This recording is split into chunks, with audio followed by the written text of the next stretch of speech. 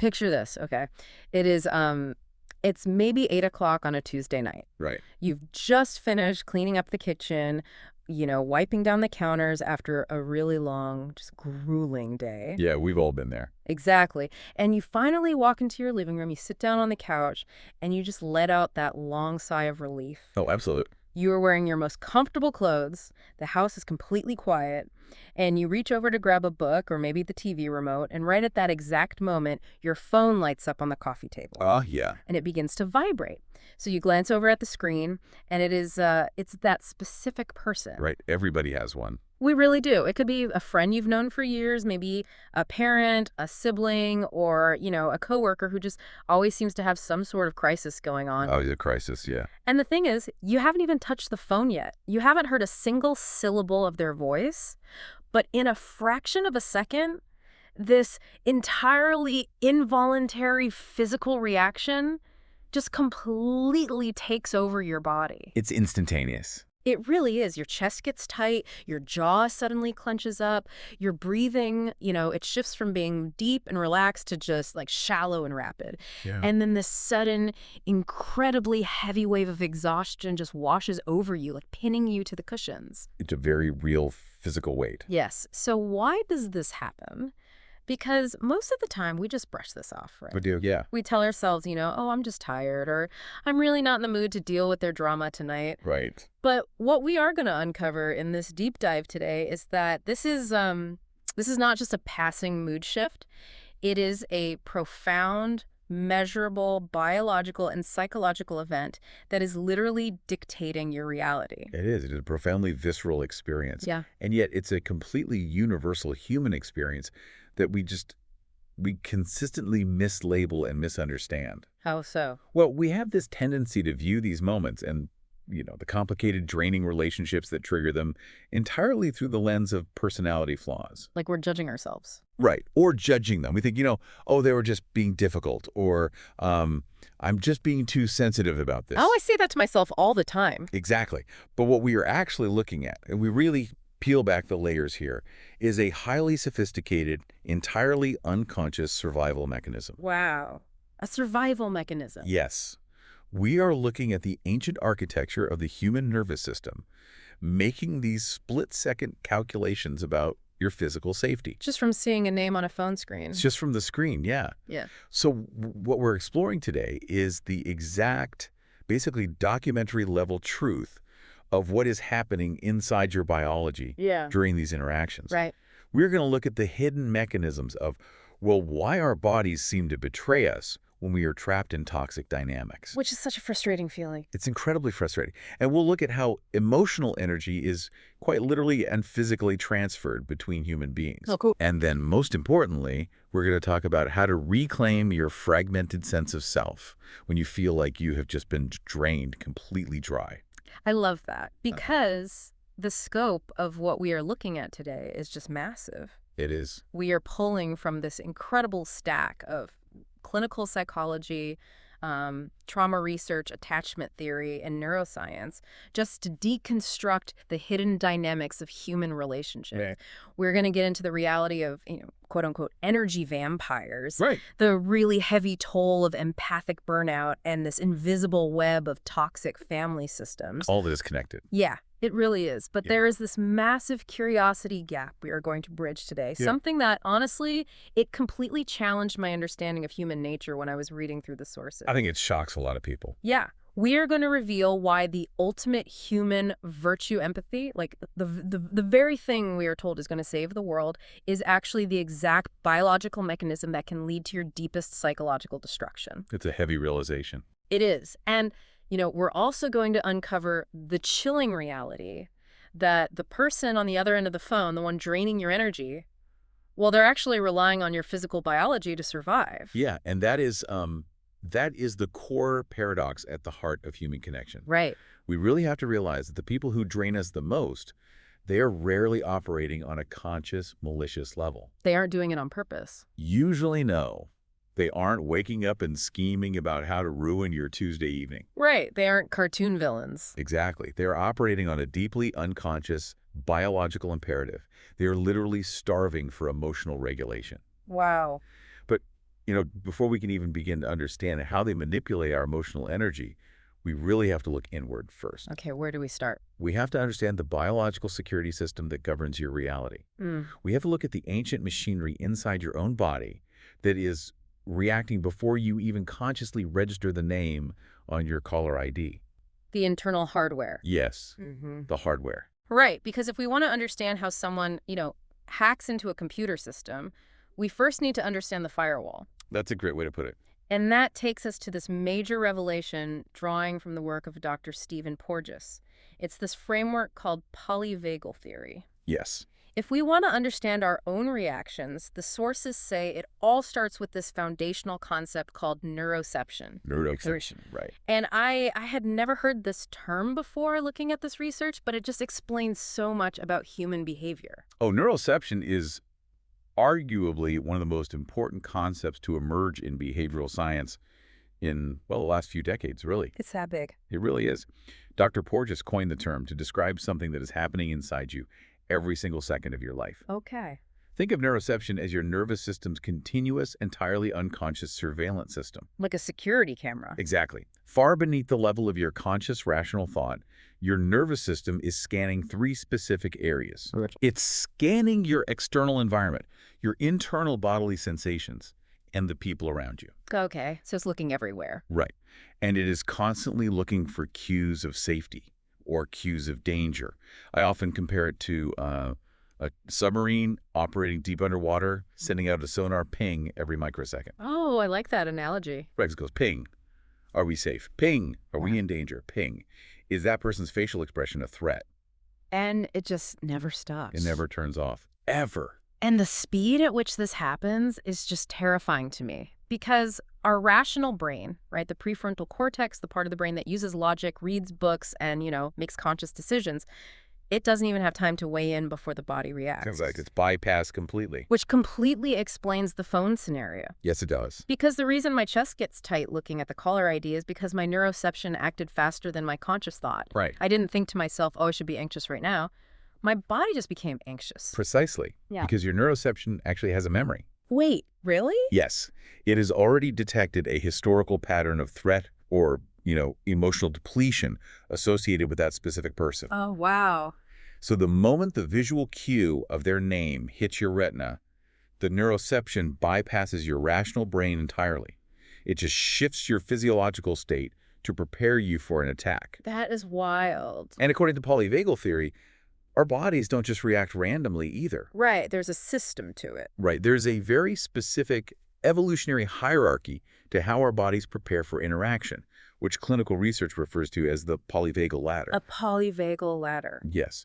Depending on what the sonar pings, your biology moves up or down 3 primary states. Okay, I want to walk down this ladder, rung by rung. Sure. Let's start at the very top. The penthouse suite of the nervous system where we all ideally want to live our lives. A penthouse suite, I like that. Yep. So the top of the ladder is known as the ventral vagal state. Ventral vagal, okay. Yes. In terms of human evolution, this is actually our newest neural pathway. Oh, interesting. Yeah, it is the biological state of profound safety, social engagement, and connection. Basically when we feel good. Exactly. When your neuroception determines that you are completely safe, your biology optimizes for human bonding. Okay, what does that feel like in the body? Well, your heart rate is beautifully regulated. Your breath is slow. It's deep. But here is the most fascinating physiological detail. Tell me. When you are in the ventral vagal state, the tiny muscles in your middle ear actually shift. Wait, the muscles in your ear? Yes.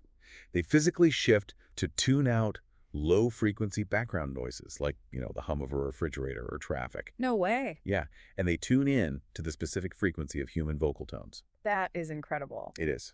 And simultaneously, the muscles in your face relax, which allows you to make warm eye contact and express these subtle, welcoming micro-expressions. So your body is literally preparing you to socialize. Exactly. This is the state where joy, creativity, and deep calm exist.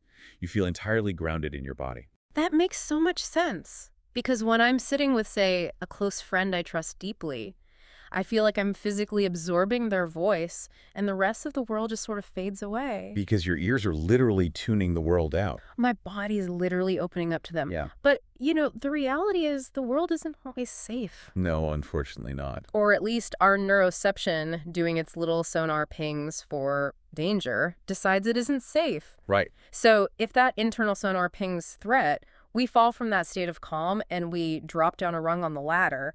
What happens then? Well, when safety is compromised, we drop into the sympathetic nervous system state. Sympathetic. Okay. We've all heard of this one, actually. It is the classic fight-or-flight response. Right. Fight or flight. So your biology realizes you can no longer socially engage with the threat, right? The ventral vagal didn't work.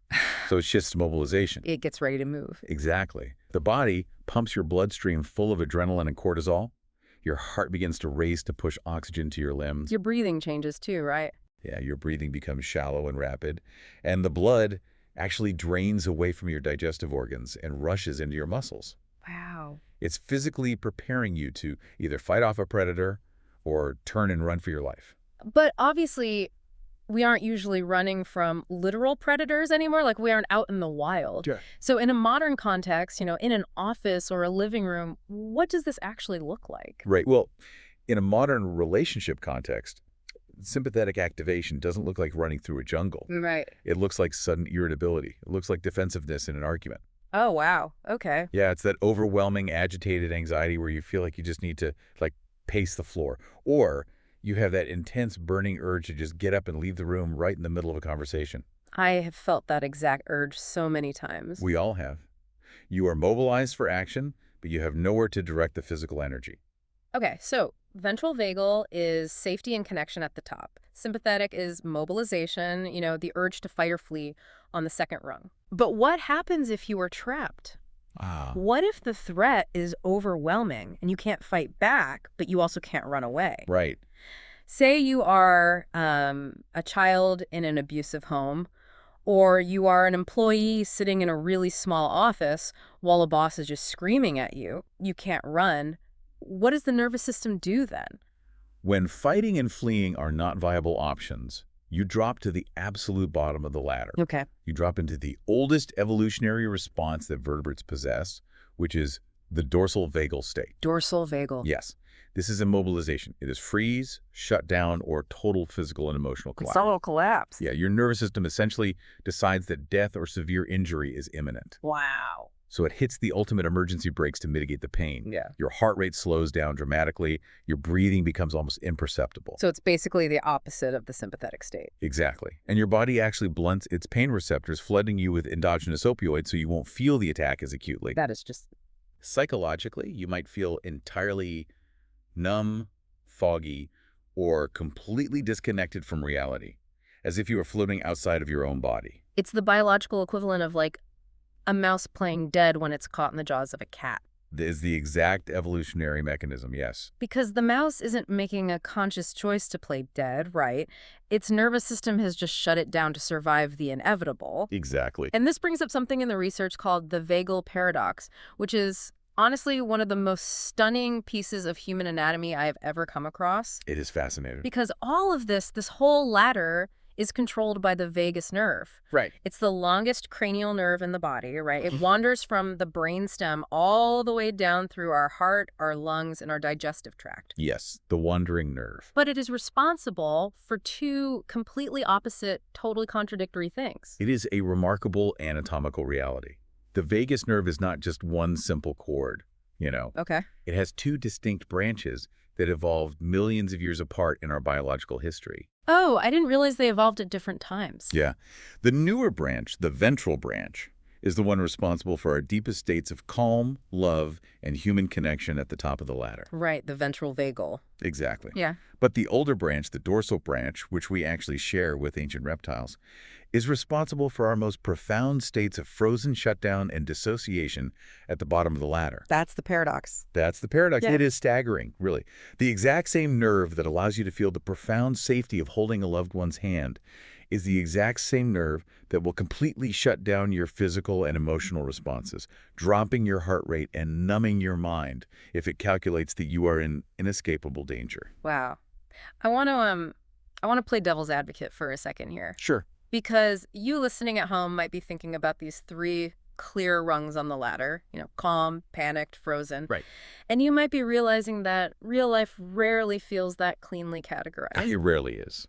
Because I know people, especially those in really highly toxic work environments or people navigating difficult, demanding marriages, who describe their daily experience completely differently. So? They say they feel totally numb, their body's exhausted, they can barely get off the couch. Okay, yeah. But at the exact same time, their brain will not stop spinning. Right. They are physically collapsed, but their mind is just racing a million miles an hour with anxiety. So where is that on the ladder? Because it doesn't sound like just fight or flight, and it doesn't sound like just playing dead. That nuance is incredibly important, and it introduces the reality of what we call blended states. Blended states. Yes. The human nervous system is highly complex, and it doesn't always stay neatly parked on a single rung of the ladder. Okay. The scenario you just described, the physical collapse paired with the racing mind, is clinically referred to as anxious shutdown. Anxious shutdown. Yes. It is a biological blend of the sympathetic state and the dorsal vagal state operating simultaneously. Okay, I was trying to picture this when I was reading, and the only analogy that makes sense to me is driving a car. Okay, let's hear it. It sounds like you are sitting in a car, you have the gas pedal floored all the way to the carpet, but you also have the emergency brake pulled up as high as it will go at the exact same time. That is the absolute perfect way to visualize it. Oh, really? Yes. The engine is redlining. That is the sympathetic activation. Yeah. Right? Your mind is racing. The stress hormones are just flooding your system. You feel this internal buzzing electricity of panic. Right. But the emergency brake is firmly engaged. That is the dorsal shutdown. Your body feels incredibly heavy. Your limbs feel like they are filled with wet sand. Yeah. You cannot bring yourself to send an email, speak up, or take any physical action. You are biologically mobilized for terror, but you are immobilized by shutdown. That sounds awful. It is an excruciatingly painful and confusing physiological state to live in. And unfortunately, it is the chronic baseline for many people trapped in long-term toxic dynamics. See, if our bodies evolved these incredible mechanisms over millions of years to protect us, why does it betray us like this? What do you mean? Why does it trap us in these frozen, blended states when we just need to speak up for ourselves? For example, when that emotionally draining person calls me, that is the exact moment I need my voice. I need my prefrontal cortex to come online, set a firm boundary, and say, hey, I can't talk right now. But instead, my throat tightens, my chest caves in, and I freeze. Why is my biology stripping me of my power when I need it the most? Well, the reframe here is crucial. Okay. If we look at the clinical data, your biology is not betraying you. It is executing a flawless biological masterpiece of survival based on the data it has. But I'm just looking at a phone. Right. But the essential thing to understand is that the ancient human nervous system does not differentiate between a physical predator, like, a tiger stalking you in the jungle, and an emotional threat, like a screaming boss, a manipulative partner, or a deeply critical parent. It sees them as the exact same thing. Yes. To your ancient neuroception, a threat to your social standing, your emotional safety, or your attachment bonds is processed as a threat to your actual physical survival. Oh, wow. Because historically, for early humans, being cast out of the tribe meant certain death. Right. You couldn't survive alone. Exactly. So when you freeze, instead of speaking up and setting a boundary, your body has run an instantaneous calculation. Okay. It has decided that fighting back, setting the boundary, causing a conflict, will result in an escalating attack that you cannot win. Oh my gosh. Shutdown is not a weakness. It is not a character flaw or a lack of bravery. It is a desperate, highly evolved attempt to minimize pain and avoid further injury during an attack your body perceives as inescapable. That reframes everything. My body shutting down on the phone rings isn't me being a pushover. No. It's my ancient nervous system trying to play dead, so the emotional predator on the other end of the line just loses interest. That is exactly what is happening. But that leads us into an even more disturbing question, honestly. Which is, if we have this incredible self-contained biological security system that is entirely designed to protect us, how do we end up absorbing the threats, the pain, and the chronic anxiety of other people?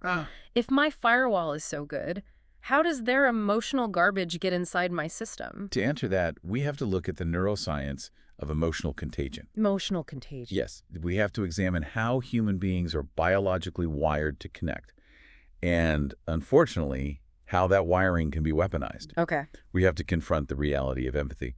And in doing so, we really have to shatter one of the most pervasive myths in popular psychology today. The myth being the way we conflate two very different words. Yes. Because we use the words empathy and compassion completely interchangeably in everyday conversation. We do all the time. We say, oh, he's such an empathetic person. He has so much compassion. But the clinical research, looking at the actual physical architecture of the brain, proves they are not just different. They are entirely separate biological events. Yes.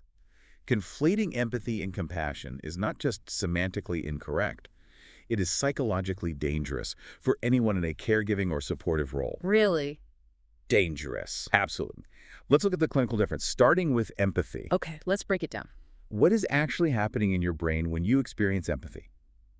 Empathy is the act of feeling with someone. You feeling with... Right. It relies heavily on the mirror neurons system in your brain. Mirror neurons. Yes.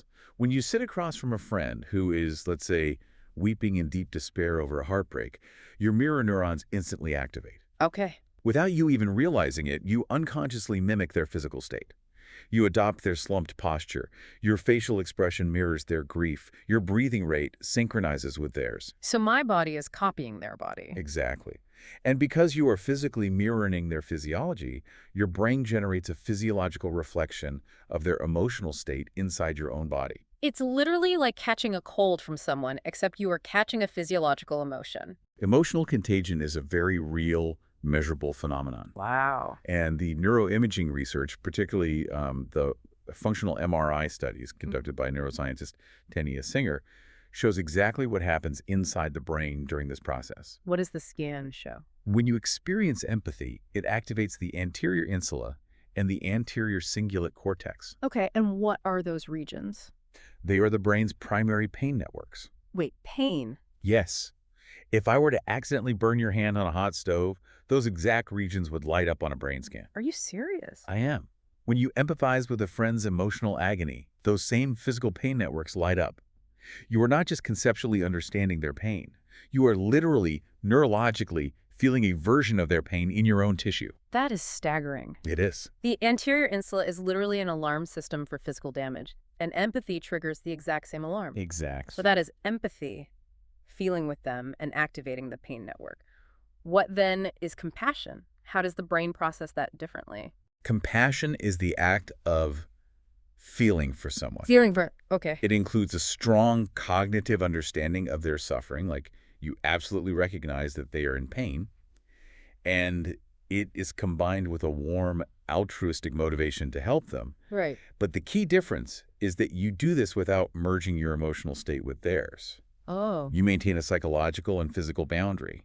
And neurologically, compassion looks entirely different on a brain scan. What does it look like? It does not activate the pain networks. It doesn't. No. Instead, it activates the medial orbitofrontal cortex and the ventral striatum. And what are those? These are the brain's reward, affiliation, and caregiving networks. I want to pause on that for a second because this is a massive paradigm shift. It really is. You are saying that empathy triggers a physical pain response in the brain, but compassion triggers a reward response. Yes. It is the biological difference between being depleted and being sustained. Wow. And this explains the hidden mechanism behind why nurses, therapists, social workers, and, highly sensitive friends burn out so spectacularly. Because they're using empathy instead of compassion. Exactly. Empathy is inherently aversive. Yeah. It is painful. If your boundaries are porous and you sit in a state of pure empathy all day, constantly feeling the mirrored pain of everyone around you, your brain is under a constant, unrelenting assault. Your brain thinks you're touching a hot stove all day long. Precisely. This empathic distress leads to a massive dump of stress hormones like cortisol, which literally degrades your physical health. My God. Compassion, on the other hand, because it activates the reward and affiliation networks, is actually regenerative. It releases oxytocin and dopamine, it sustains you, and allows you to keep caring. So when society talks about compassion fatigue driving people out of the medical field or destroying relationships, that term is entirely backward. Entirely backward. We are never fatigued by compassion. We are fatigued by unchecked empathy. We are drowning in a biological state of empathic distress. The language we use really matters, and empathy fatigue is the accurate term here. Empathy fatigue. Right. And this brings us to a well-documented trajectory in psychology known as the 5 stages of empathy fatigue. Okay, let's get through these. It traces the tragic, almost inevitable pipeline from genuinely deeply caring about someone to ultimately feeling profound resentment toward them. Wow. Understanding these stages is critical because it illuminates why we keep repeating these painful cycles in our relationships. Let's walk through these 5 stages because I think this is going to sound painfully, just uncomfortably familiar to anyone who has ever played the role of the fixer or, the unofficial therapist in their friend group or their family. Oh, absolutely. So stage 1 is the baseline we all start from, genuine connection. Okay. A friend comes to you with a struggle, you feel moved by their situation, you offer a listening ear or support, and then, crucially, you both return to your own emotional baselines. Right. The empathy functioned beautifully. It acted as the glue for social bonding. Exactly. But then the exposure becomes chronic. Okay, let's say that friend is going through a terrible, chaotic, never-ending divorce. Right. They are calling you every single day, dumping their panic and anger onto you for hours. Yes. And that moves us into stage 2, which is empathic strain. Empathic strain. In stage 2, the emotional demands begin to accumulate faster than your nervous system can process them. You can't keep up. You can't. You are constantly absorbing their sympathetic anxiety without adequate time to recover and return to that ventral vagal calm we talked about. Okay. You start feeling noticeably tired after interacting with them. You might notice your own baseline of anxiety rising. Your sleep gets disrupted. And you're just trying to help. Right. But there is a hidden emotional mechanism happening here. The empath desperately wants to alleviate the other person's pain, not just because they care, but unconsciously, because the empath wants to stop feeling the mirrored pain ringing in their own anterior insula. Oh, you try to fix their life so your own brain will stop hurting. Exactly. Which inevitably fails because obviously you can't fix someone else's life. No, you can't. And that leads to stage 3, right? Empathy depletion. Yes. This is the danger zone. This is the moment where I look at my phone ringing, I see their name, and this wave of dread just hits me. Right. I think, I just cannot do this today. I do not have the bandwidth, and I start actively avoiding the person. In stage 3, your nervous system is actively stepping in to protect you from the constant pain activation. The empathic well literally runs dry. Wow. The warmth you used to feel for this person is replaced by a heavy, hollow feeling. People in this stage often experience immense, crushing guilt because they know they are withdrawing from someone they love. Yeah. But their biology is screaming that it simply cannot afford to process one more ounce of their emotional garbage. And if the boundary isn't drawn here and the dynamic doesn't change, we sink into stage 4, cynicism and numbness. This is where the psychological defense mechanisms harden. Okay. To survive the constant barrage, you become emotionally flat and detached. You might start developing a cynical internal narrative about them. Like what? Like, they are never going to change. They actually love the drama. They just want to be miserable. Wow, I've definitely had those thoughts. We all have. You entirely lose your ability to feel compassion for them because your system is locked in a rigid state of self-preservation. And finally, we reach the tragic end of the pipeline. Stage 5, deep resentment. Yes. The relationship devolves into a cold, one-sided obligation. You feel profound anger, bitterness, and resentment toward the very person you initially sacrificed so much to help. That is so sad. The tragic irony is that the very act of caring unconditionally has destroyed the caregiver from the inside out. That realization is so heavy because we have been conditioned by society, by movies, and by, endless self-help quotes on social media to believe that if we just care more, if we just pour more empathy into a broken person, we can heal them with our love. Right. The clinical data says otherwise. It tells us that unchecked empathy literally destroys the caregiver's biology. It physically fractures their nervous system. It does. Which brings up an incredibly disturbing reality. How does this biological vulnerability get exploited? Because it's one thing to burn out helping a friend through our time, It is another thing entirely to deal with people who seem to actively thrive on draining this empathy from us. Right. We have to shift our focus now from the internal hardware to the external software that hacks into it. Okay. We have looked at your vagus nerve and your empathy network. Now, we must examine the concept of the energy vampire. The energy vampire. That phrase is just everywhere online right now. It is very popular. It's a catchy pop culture term. But if we are looking at this through a clinical behavioral lens, What are we actually talking about here? Well, first, we must state unequivocally that energy vampire is not a diagnosis you will find in the DSM-5. Right. It's not a psychiatric disorder. No. It is, however, an incredibly accurate descriptor of a specific non-reciprocal relational dynamic. Non-reciprocal. Okay. It describes an interpersonal interaction where one individual consistently draws emotional energy, attention, reassurance, or regulation from another person, leaving the giver entirely depleted without ever offering a comparable return of support. So what are the mechanics of this dynamic? Like, why do they do this? Are they just incredibly selfish? It is rarely about simple selfishness. We have to look at the unconscious psychological mechanism driving the behavior. Okay, what's driving it? Many individuals who exhibit these draining patterns carry deep, unresolved attachment trauma, or they have developed personality adaptations that leave them lacking a crucial, fundamental psychological tool. Which tool? The internal capacity to regulate their own self-esteem and soothe their own emotional distress. So if I have a terrible day at work and I'm highly anxious, I might go for a long run, or I might journal, or I might just sit quietly and talk myself down, right? Yeah. I have the tools to self-regulate my nervous system back to baseline. You are saying these individuals lack that internal machinery. They cannot do it themselves. And because they cannot self-regulate, they are in a state of constant internal emotional starvation. Wow. In psychoanalytic terms, they require a constant stream of narcissistic supply. Narcissistic supply. Yes, and this term doesn't just mean vanity or wanting compliments. It is about psychological survival. They need external attention, validation, conflict, or emotional reactivity just to feel grounded and real. Just to exist. Right. And here is the hidden, insidious mechanism. Tell me. They unconsciously seek out highly empathetic people because the empath's highly active mirror neuron system makes them the perfect external processor. Oh my God. The energy vampire essentially offshores their toxic emotional waste onto the empath's nervous system. They use the empath's brain like an external hard drive for their own anxiety. Exactly. They dump their chaotic, unregulated emotions into the interaction through venting, complaining, or provoking. And the empath catches it. The empath's mirror neurons catch it.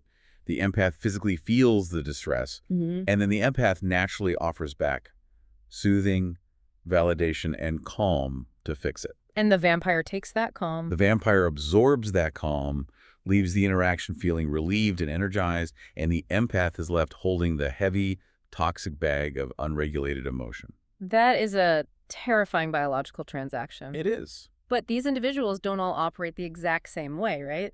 The clinical literature identifies 3 distinct behavioral profiles of depletion.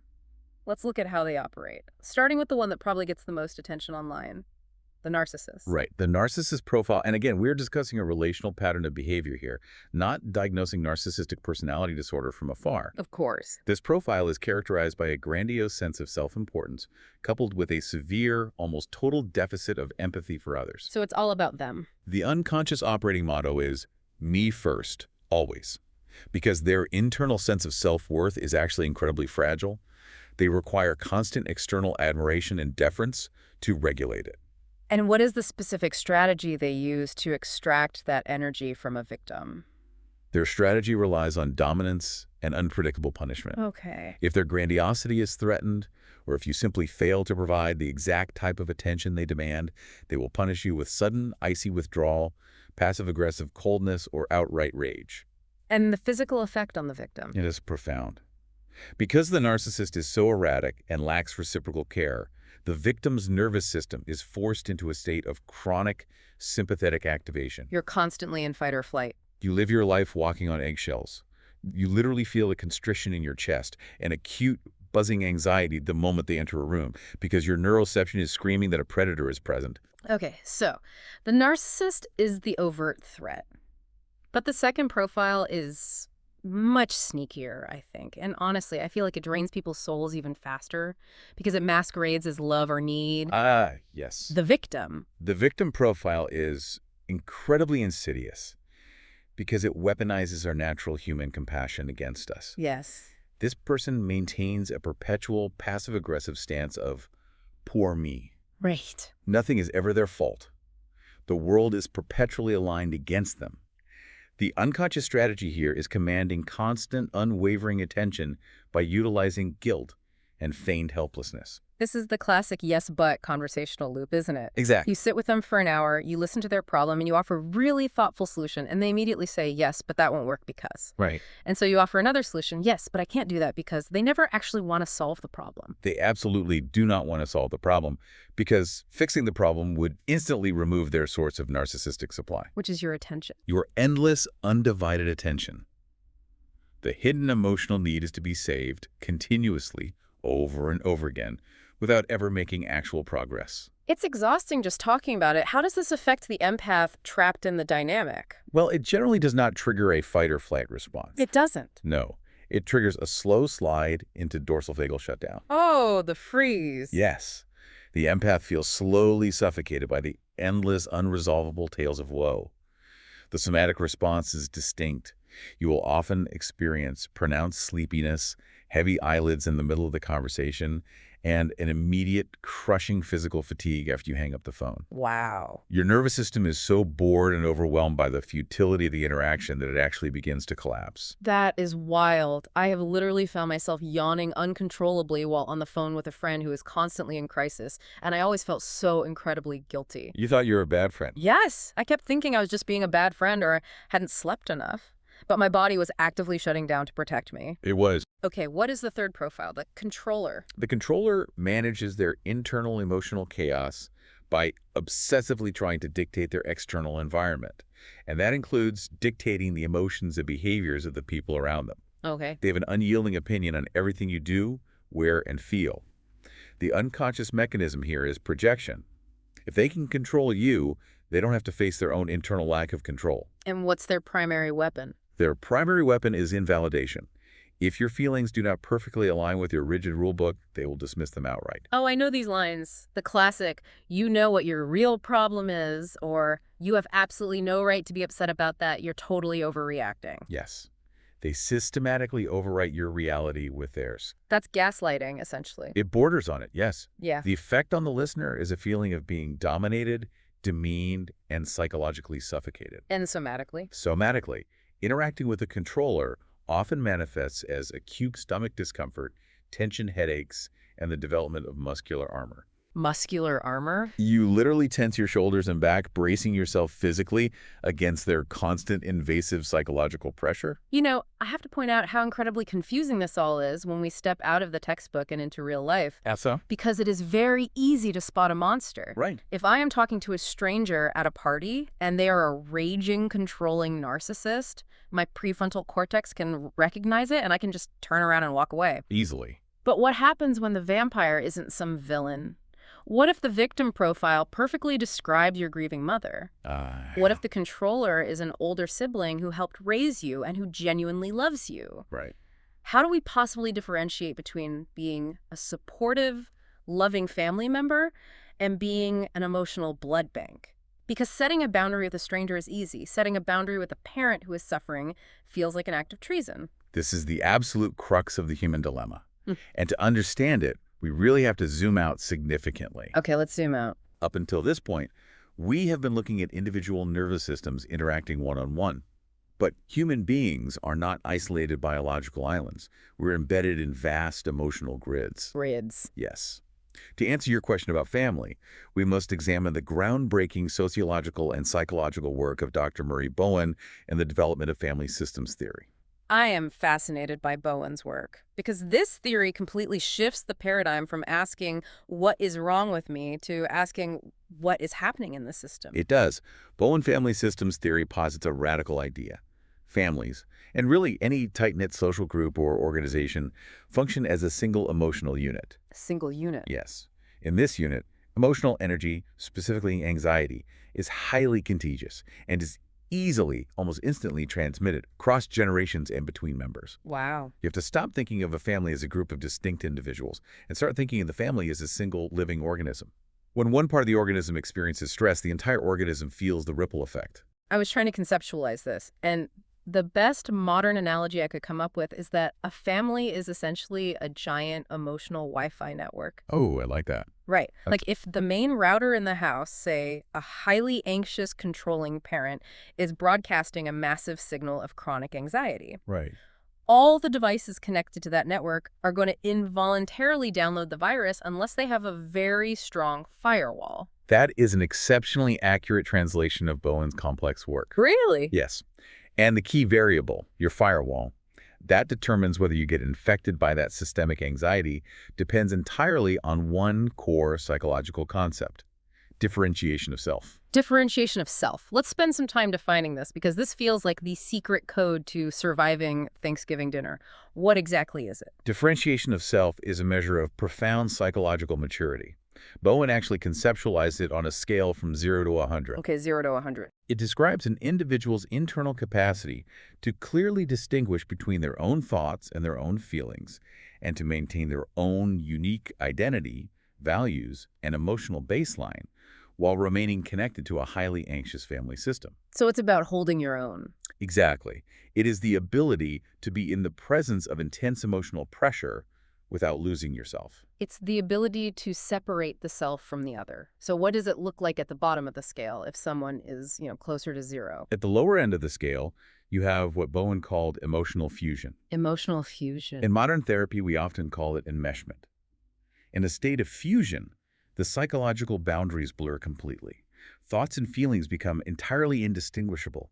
Intellect is subservient to emotional reactivity. You just react. Right. If the family system is anxious, you instantly become anxious.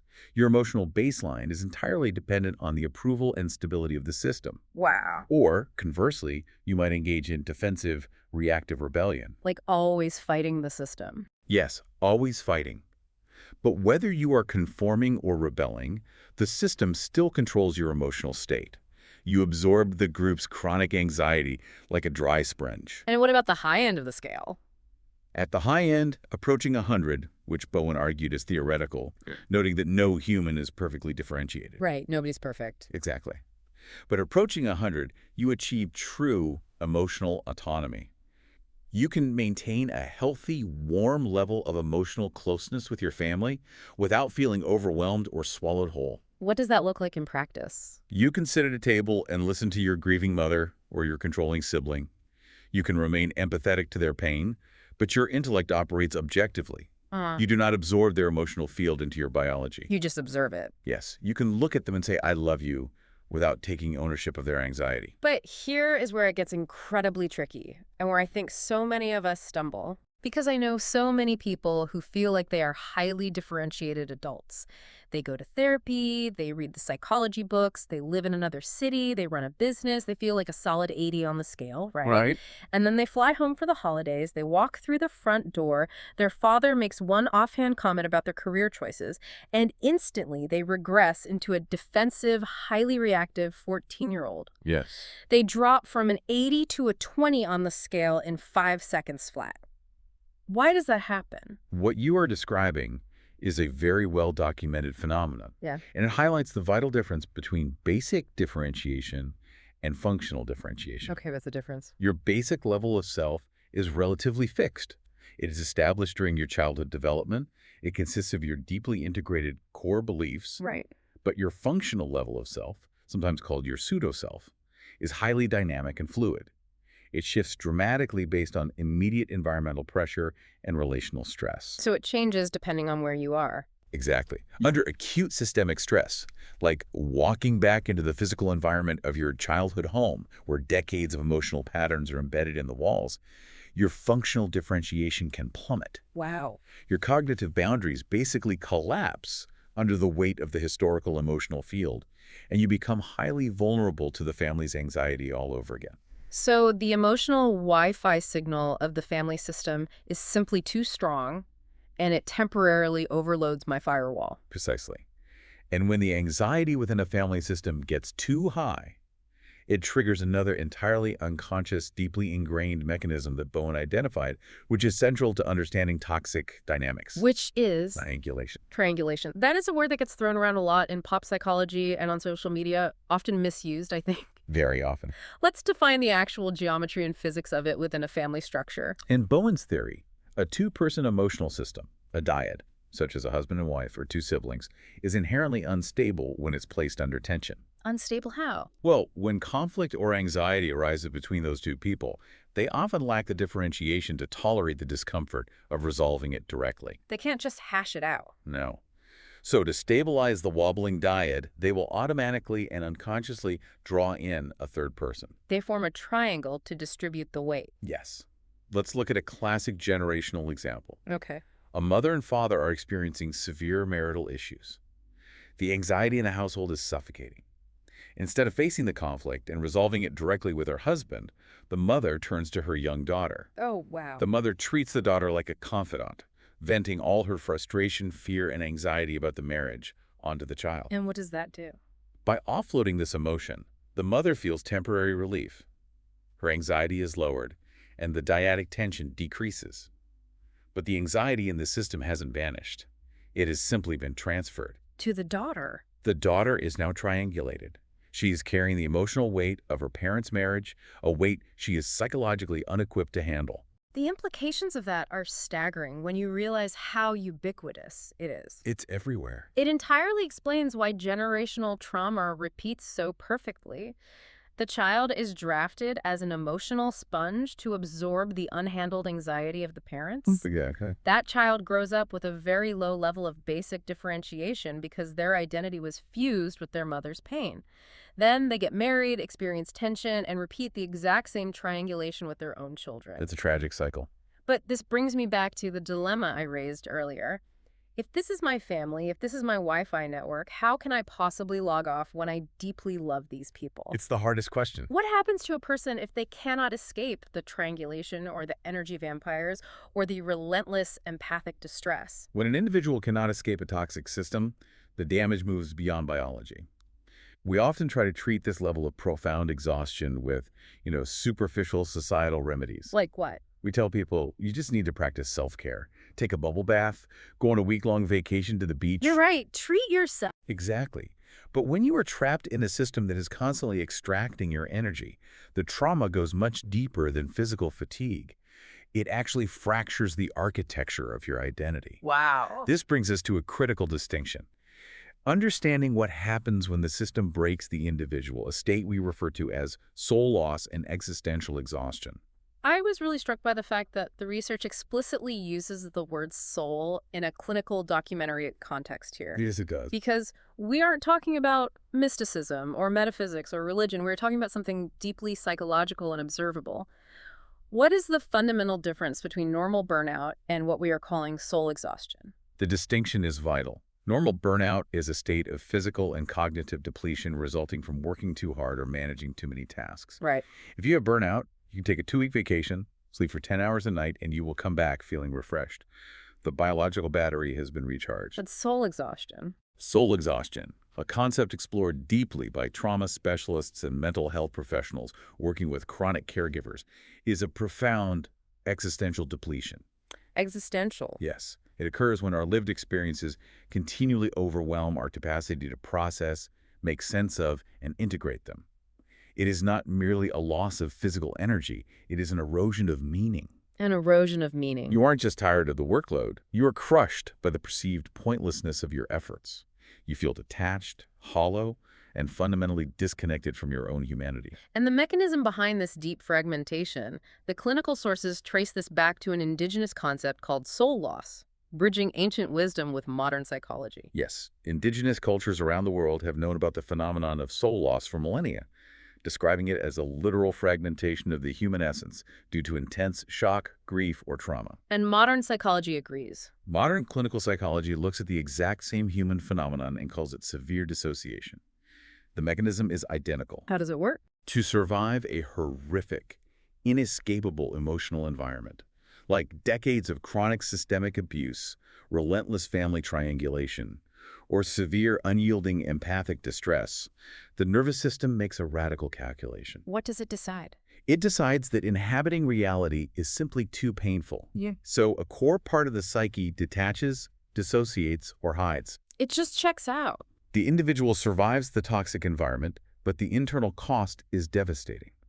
They are left feeling completely numb, emotionally empty, and terrifyingly disconnected from reality. Wow. They are going through the motions of a life, paying bills and having conversations, but the core essence of who they are is no longer present. I have heard so many people describe this exact feeling without knowing the clinical terms for it. People will say, I look in the mirror and I honestly don't recognize the person looking back at me. Yes. Now, Or I'm doing everything right, I have the job, the relationship, but I feel completely dead inside. exactly. So when someone is suffering from this profound level of soul exhaustion, what exactly has been injured? Researchers, particularly those studying moral injury in combat veterans and burnout and hospice nurses, have conceptualized this by breaking soul care down into 5 measurable dimensions. 5 dimensions, okay.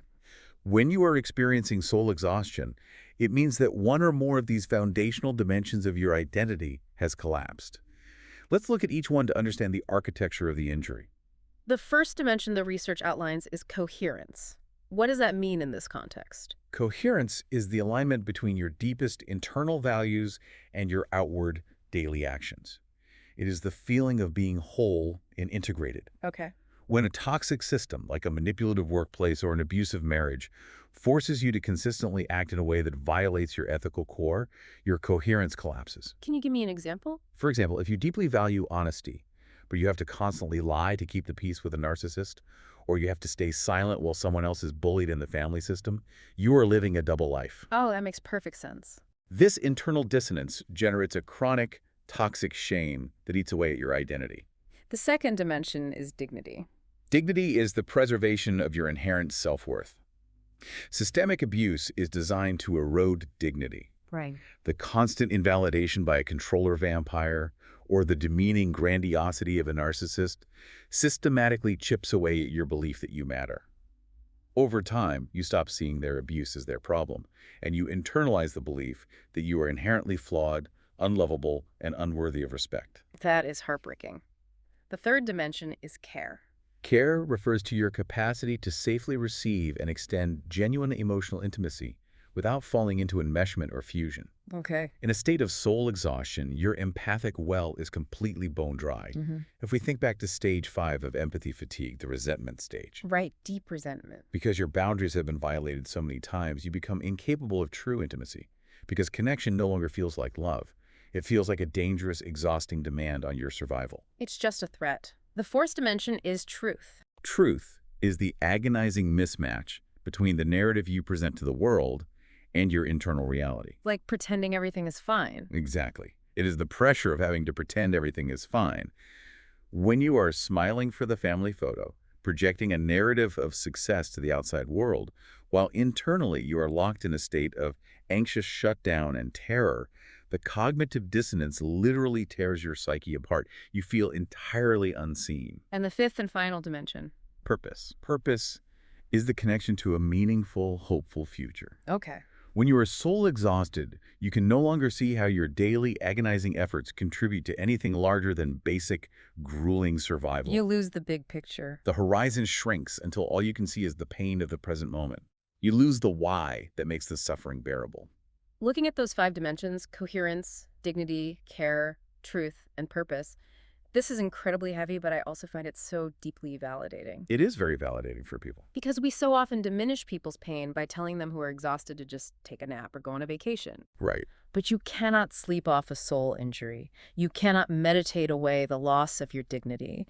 You cannot cure a collapse of coherence with a weekend at a spa. No, you can't. These are profound psychological wounds. So the ultimate question is, how do we fix this? How do we put the fragmented pieces of our identity back together and build actual impenetrable armor against the energy vampires and the anxious family Wi-Fi? This is where the science of recovery and somatic psychology offers immense, actionable hope. We move into the final phase, reclaiming the self. Reclaiming the self. And the most important foundational rule you must understand is this. You cannot think your way out of trauma. You can. No, you cannot use your rational prefrontal cortex to outlogic a highly dysregulated ancient nervous system. We must use the body to heal the mind. Somatic regulation, using physical sensations to send signals back up to the brain. Exactly. But here is the critical key that almost everyone, including many well-meaning wellness coaches, gets wrong. Your physical interventions must accurately match your specific polyvagal state. If you use the wrong somatic tool for the wrong biological state, you will not only fail to heal, you will actually amplify the trauma. I want to break this down clearly. Let's look at the extremes. Okay. Let's say I am trapped in dorsal shutdown. I'm at the bottom of the ladder. I'm frozen. My limbs feel heavy. I feel emotionally numb, heavily depressed, and I am experiencing that profound soul loss we just discussed. What do I do with my body? If you are in dorsal shutdown, your body has slammed on the biological emergency brake to prepare for death. Right. If you try to use traditional calming techniques like sitting perfectly still in a dark room and meditating, you will actually signal your body to sink deeper into the shutdown. Really? Yes. Stillness mimics the freeze. It will make the paralysis worse. The body doesn't need calm. It needs gentle activation to climb the ladder back up to mobilization. You need to introduce sensory input to safely wake the system up. What does gentle activation actually look like in practice? It involves physical temperature and gentle movement. Splashing freezing cold water on your face or holding an ice cube in your hand shocks the system into the present moment. It wakes it up. Exactly. Yeah. Gentle, rhythmic movement like slowly swaying back and forth or a slow, deliberate stretch signals that you have agency over your muscles. Oh, that makes sense. And humming or vocalizing is incredibly powerful because the vocal cords directly stimulate the ventral branch of the vagus nerve. I had no idea. You are essentially coaxing the nervous system out of hibernation by proving through physical sensation that the environment is real, solid, and safe to interact with. Okay, but what if I am in the exact opposite state? What if I'm in sympathetic activation, the fight or flight? Right. My heart is racing, I'm pacing the floor, I am sweating, and I have a million racing catastrophic thoughts because the controller vampire just sent me a highly critical text message. In sympathetic activation, your body is flooded with unspent mobilization energy, basically adrenaline and cortisol. Right. You need to physically discharge that energy to signal to your neuroception that the threat has been resolved. How do I do that? The most powerful, immediate tool here is the extended exhale. You inhale for a count of 4, but you force the exhale out for a count of 6 or 8. A longer exhale. Yes, the mechanically longer exhale physically engages the vagal brake on your heart, forcing the heart rate to slow down. Wow. Also, bilateral stimulation, like walking rapidly or tapping your right knee and then your left knee alternately, helps the brain process and discharge the anxious energy across both hemispheres. Here is a massive curiosity gap I want to jump into because it contradicts almost everything we are taught. Oh, let's hear it. I have always heard that if you are having a panic attack, the first thing you should do is sit down, close your eyes, and take a deep breath. Are you saying that deep breathing can actually make anxiety worse? It absolutely can, and it very often does. Seriously. Yes. If you are in a state of high sympathetic panic, your heart is pounding against your ribs and you are in a state of extreme hypervigilance. If you suddenly sit perfectly still, close your eyes, and focus deeply on your breath, you are forcing your highly aroused, terrified brain to focus entirely on your internal sensations. On your racing heart. Exactly. Your racing heart, your tight chest, your shallow lungs. This can actually heighten the panic to a terrifying degree because your brain misinterprets these intense internal physical sensations as definitive proof that you are having a heart attack or dying. That makes so much sense. Instead of internal deep breathing, a panicking person often needs external grounding. External grounding. You have to open your eyes and direct the neuroception outward. Name 5 objects you can see. Feel the physical texture of the wall next to you. Listen for 3 distinct sounds. You distract the brain. You force the nervous system to look at the external environment to prove that there is no literal tiger in the room. That is a massive paradigm shift. Match the state. Don't try to calm a freeze, activate it. Don't internalize a panic attack, externalize it. Okay, so that handles the somatic side, the biological regulation. But what about the relational side? We can regulate our bodies, but eventually we still have to interact with these people. We still have to answer the phone. We do. And for that, we have to practice relational containment. We have to build behavioral fences around our regulated nervous system. How do we do that? The first tool is highly effective for dealing with the narcissist and controller profiles. It is widely known as the gray rock method. I have read about this one. The goal is to literally become the most boring, uninteresting object on Earth, right? That is exactly the mechanism. Remember, the energy vampire is desperately hunting for narcissistic supply. They want your emotional reactivity. They want the drama. Right. They want your anger, your tears, your desperate defense, or your endless validation. The The gray rock method is the deliberate, disciplined act of withholding all of that supply. So what do you actually say to them? When they provoke you, you give short, factual, entirely unopinionated responses. Okay, I understand. That's an interesting perspective. You maintain a completely flat, neutral demeanor. You offer absolutely no personal disclosures or emotional depth. None. And when they realize that their provocations cannot extract any emotional energy from you, their biology will eventually dictate that they move on to find a more porous, reactive target. You essentially starve the vampire of their food source until they leave. Exactly. But what about when we are dealing with the other side of the coin, the empathy fatigue? Right. When we are sitting with a friend or a family member and we are absorbing their genuine pain and we need to stop the emotional contagion without being cruel or abandoning them? For that, we use a clinical tool called neutral separation. Neutral separation. This is a cognitive trick designed to intentionally disrupt the mirror neuron system in your brain. Oh, to stop the empathy response. Yes, when you are listening to someone's trauma and you feel yourself being overwhelmed by their pain, when you feel you are slipping from healthy compassion down into painful empathic distress, you must pause. You take a breath, and internally, in your own mind, you force yourself to list 5 entirely objective, factual, non-emotional physical differences between you and the person suffering. Things like, she's wearing a blue sweater and I am wearing a black jacket. She lives in Chicago and I live in New York. She is 45 years old and I am 30. Precisely. It sounds almost trivially simple, but what you are doing is neurologically profound. What's happening in the brain? By forcing your brain to engage in objective, factual, spatial categorization, you are actively engaging your prefrontal cortex. This cognitive load interrupts the automatic, unconscious emotional mirroring happening in your anterior insula. Wow. You are sending a direct signal to your biology. I am me, and they are them. Their physical body is separate from my physical body. Therefore, their pain is not my pain. It reinstates the psychological boundary. It does. It stops the emotional contagion and allows you to return to a state of warm compassion without being biologically destroyed by empathy. I want to take a moment to just synthesize this incredible, expansive journey we have just been on. It's been quite a journey. We started deep inside the evolutionary hardware of the human body, looking at the ancient pathways of the vagus nerve and understanding how our bodies constantly, unconsciously scan for danger. Right. We navigated the dangerous, deeply paradoxical trap of unchecked empathy, realizing that feeling with someone can literally activate our pain networks and destroy our capacity to care. It's a huge realization. We mapped the toxic architecture of energy vampires who, starving for regulation, outsource their emotional chaos onto our nervous systems. We zoomed out to see the invisible, anxiety-transmitting web of family systems and the trap of triangulation. Emotional Wi-Fi. Exactly. We witnessed the devastating reality of soul exhaustion, where the identity fractures under chronic stress.